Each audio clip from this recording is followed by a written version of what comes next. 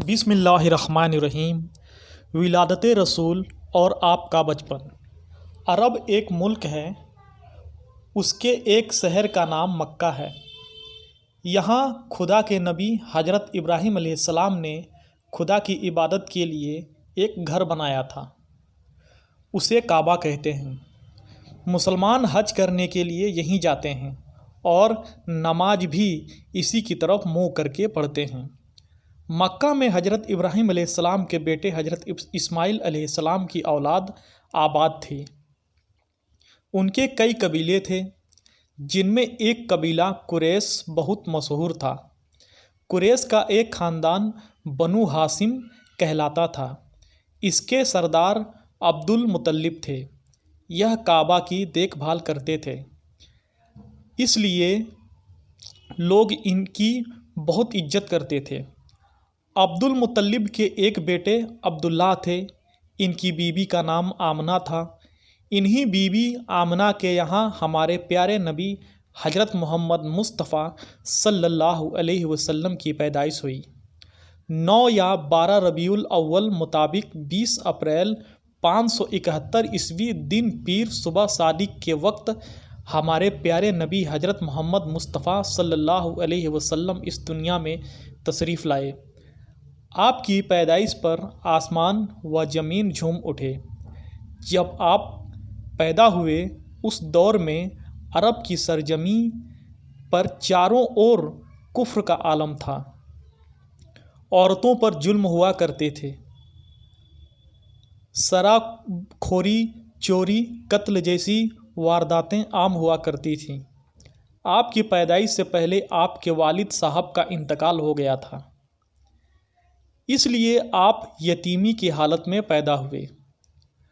दूध पीने का ज़माना मुल्के अरब का रिवाज था कि अरब के लोग अपने बच्चों को दूध पिलाने के लिए आसपास के देहातों में भेज देते थे। देहात की साफ़ सुथरी आबो हवा में बच्चों की तंदुरुस्ती और जिस्मानी सेहत भी अच्छी हो जाती थी और वह खालिस और फसीह अरबी ज़बान सीख जाते थे। हुजूर सल्लल्लाहु अलैहि वसल्लम ने सबसे पहले अबू लहब की कनीज हजरत सुबैवा का दूध नोश फरमाया। फिर कुछ दिनों तक अपनी वालिदा माजिदा हजरत आमिना के दूध से सैराब होते रहे।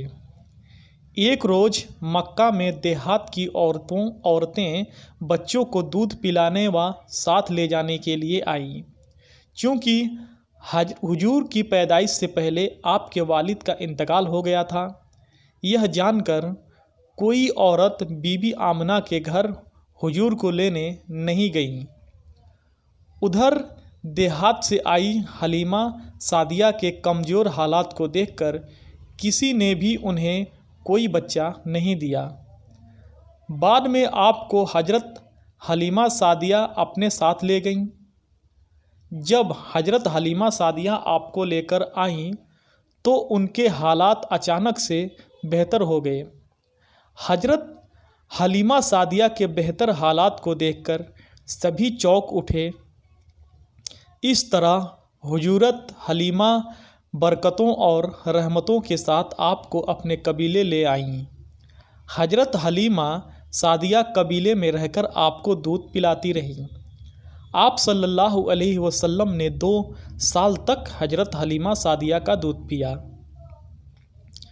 हजरत हलीमा बयान करती हैं कि आपने हमेशा दाहिनी तरफ से दूध पिया, कभी भी बाईं तरफ का दूध नहीं पिया, क्योंकि बाईं तरफ आपके दूध शरीक भाई का हिस्सा था और पैगंबर बचपन ही से किसी का हक न खाता है न पीता है।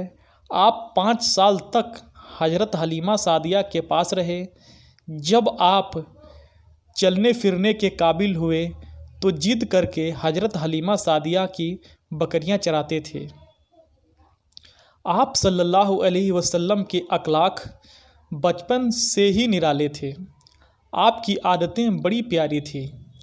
कभी भी आप बच्चों के साथ लड़ते झगड़ते नहीं थे, ना ही बच्चों की तरह किसी चीज़ के लिए मचलते और जिद करते थे, बल्कि खाने में जो होता था चुपचाप उसे खा लेते और हमेशा खुश रहते। बच्चों की तरह बात बात पर मुंह नहीं बनाते थे। 4 साल कुछ महीने के बाद हजरत हलीमा ना चाहते हुए भी आपको मक्का लेकर गईं और आपकी वालिदा के सुपुर्द कर आईं। बीबी आमना ने जब अपने बच्चों को देखा तो बहुत खुश हुई, और क्यों ना होती, आप सल्लल्लाहु अलैहि वसल्लम थे ही इतने हसीन और खूबसूरत कि नज़र आपके चेहरे से हटती ही नहीं थी और देखने वाला आपको देखता ही रह जाता था। हजरत आमना तो आखिर आपकी माँ थी। हजरत आमना की वफ़ात हुजूर अक़दस सल्लल्लाहु अलैहि वसल्लम की उस उम्र शरीफ जब 6 वर्ष की हो गई तो आपकी वालिदा माजिदा हजरत आमना को आपको साथ लेकर मदीना मुनव्वरा आपके नैनीहाल ले गई ताकि वह लोग आप सल्लल्लाहु अलैहि वसल्लम को देख लें। मकसद यह भी था कि रिश्तेदारों से मुलाकात हो जाए और हजरत आमना अपने महबूब शौहर की कब्र की ज़ियारतें कर लें। हजरत हलीमा यहाँ तकरीबन 1 महीना ठहरीं। इसी दौरान हुजूर सल्लल्लाहु अलैहि वसल्लम ने मदीने में एक तालाब में तैरना सीखा। मदीने से वापसी पर अबवा नामी गांव में हजरत बीबी आमिना की वफ़ात हो गई और आपको वहीं दफन कर दिया गया।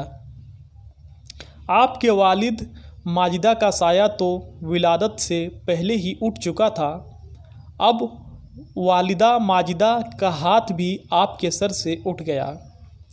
हजरत आमिना की वफ़ात के बाद आपकी परवरिश आपके दादा जान अब्दुल मुत्तलिब ने की और बड़े प्यार से आपको पाला पोसा, हर तरह से आपका ख्याल रखा, लेकिन वह भी आपकी 8 वर्ष की उम्र में रुखसत हो गए।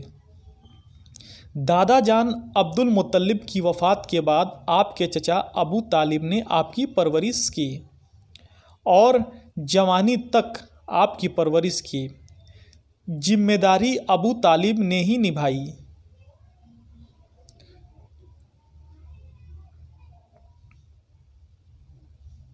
दोस्तों, तो ये थी आज की वीडियो हुजूर सल्लल्लाहु अलैहि वसल्लम के विलादत रसूल और आपका बचपन का वाक़या।